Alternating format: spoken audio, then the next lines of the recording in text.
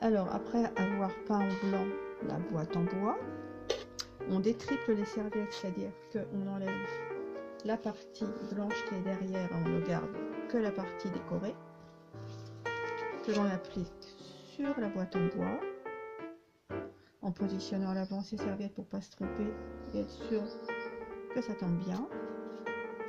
On utilise un pinceau plat et on part toujours du milieu du décor vers les extérieurs pour ne pas faire de bulles en fait.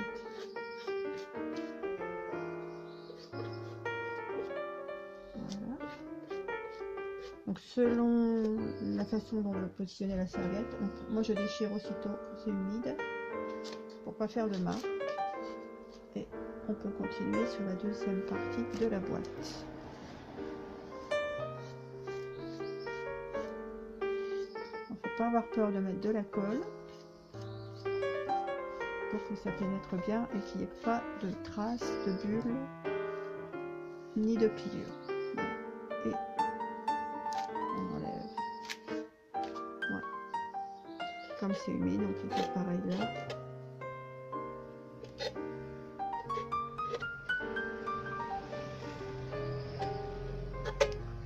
Voilà, première partie. Alors, les serviettes ne doivent pas être déchirées, découpées au ciseau, mais arrachées à la main pour que les superpositions soient plus jolies. Parce que si on fait du bord à bord, il faut être très méticuleux, tandis que quand on fait à l'arrache, eh bien, les découpes ne se voient pas. Donc pour que les dessins soient jolis, on découpe sans ciseaux surtout, on l'arrache. Donc on prend la partie de la serviette qui nous intéresse. Ça peut être toute la serviette, mais on enlève les bords dans ce cas-là. Et on ne garde que la pellicule du dessus, c'est la partie la plus embêtante à faire. Surtout que là j'ai les doigts pleins de colle.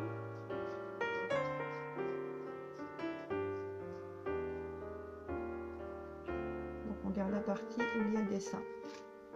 Et on ne garde pas le reste et on positionne ensuite comme on veut la partie de la serviette qui nous intéresse. Donc là je vais boucher un trou. J'arrache à ce niveau-là.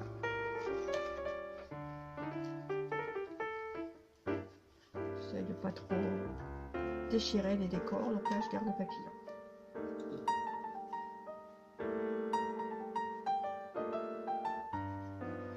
On n'est pas obligé de faire du bord à bord parce qu'après moi je finis avec des petites touches de peinture de la couleur des serviettes.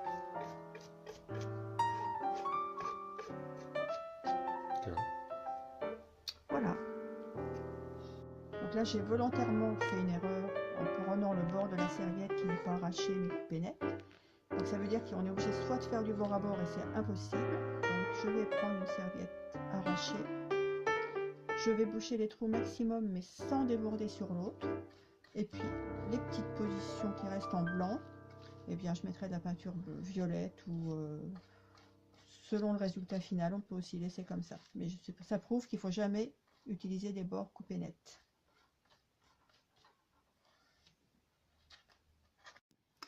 Et voilà notre boîte à mouchoirs terminée au bout de 2 heures. Le temps de préparation de la boîte, de séchage de la peinture et une dernière couche de vernis pour protéger un petit peu. Donc en 2 heures, vous pouvez faire un petit cadeau pour la maison ou un cadeau pour offrir dès le lendemain.